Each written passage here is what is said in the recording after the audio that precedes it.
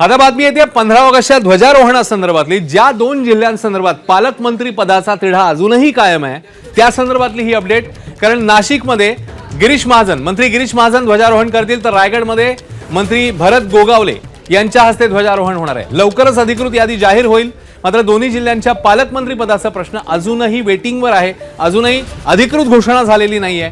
मात्र ध्वजारोहण कोण करेल हे जाहीर झालंय। अधिक तपशील जाणून घेऊया अक्षय भाटकर यांच्याकडनं। अक्षय, अश्विन, आता थोड्या वेळापूर्वीच ही माहिती आलेली आहे की नाशिकचं जे ध्वजारोहण आहे स्वातंत्र्य दिनाचं ते गिरीश महाजन यांच्या हस्ते होणार आहे, तर रायगडचं ध्वजारोहण हे भरत गोगावले यांच्या हस्ते होणार आहे। अजूनही या दोन्ही जिल्ह्यांच्या पालकमंत्री पदाचा अधिकृत निर्णय जो आहे तो जाहीर झालेला नाहीये।